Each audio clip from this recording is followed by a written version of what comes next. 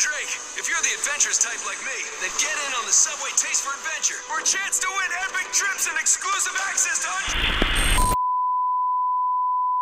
Video game movies have quite the troubled past, shall we say, of taking something that has really established characters, really established motives, really established stories, taking them and shoving them in a blender and completely destroying them. We've had good, but they're mostly bad. The Angelina Jolie Tomb Raider movies, for example, are quite mediocre. Doom with The Rock and Carl Urban is a dumpster fire covered in rat piss and then pissed on by cats. It's terrible. The Alicia Vikander Tomb Raider is okay. It leans much more into the games than the Jolie movies do. And we've got Sonic, which is up there as probably one of the most good, one of the best executed of the game movies out there, which is very rare. My point is, it is very rare to come across a movie that is entirely good that is derived from a video game.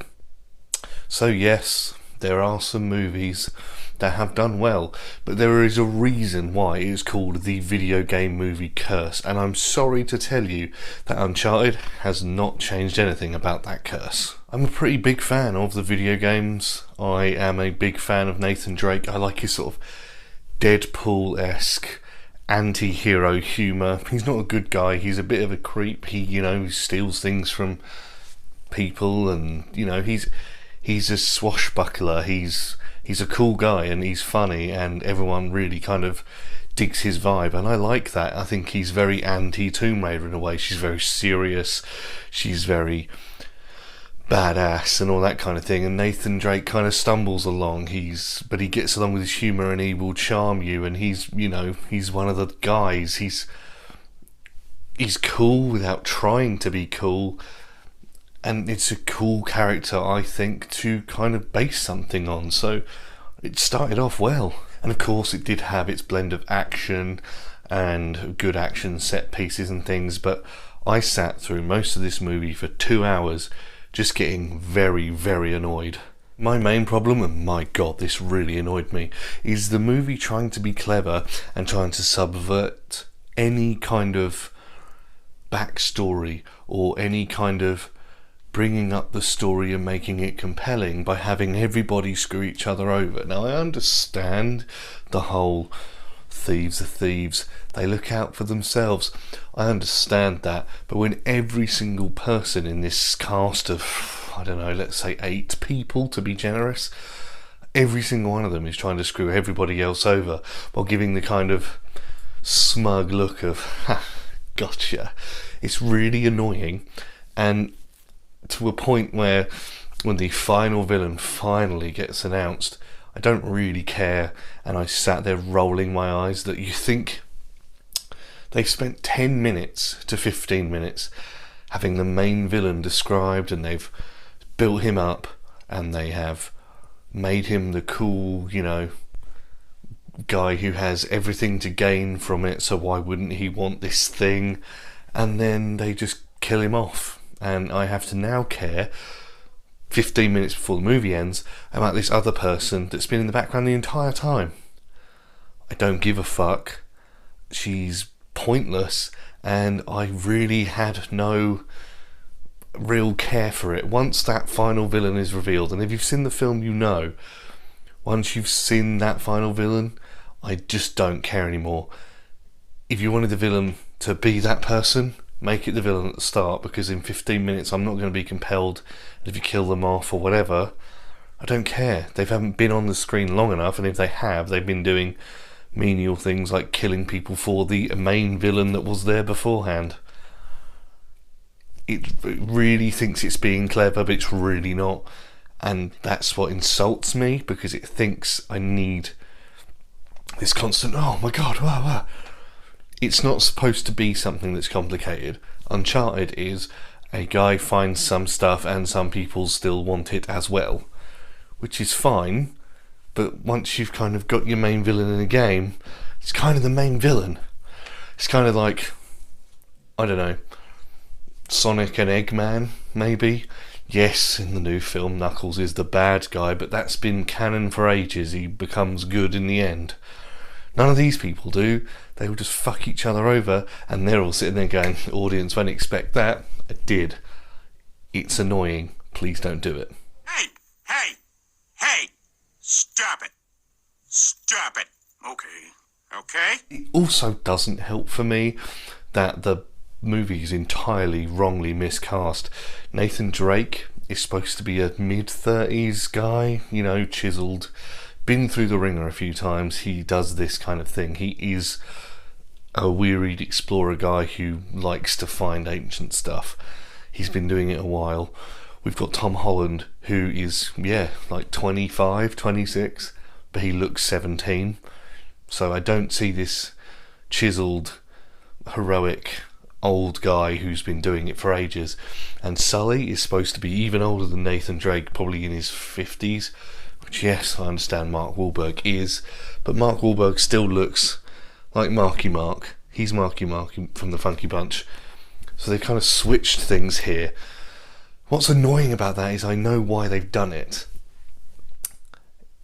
Tom Holland is young. They're going to want to, if this movie does well, which it probably will, because when I went to go and see it, it was packed full of kids. Sounds a bit wrong.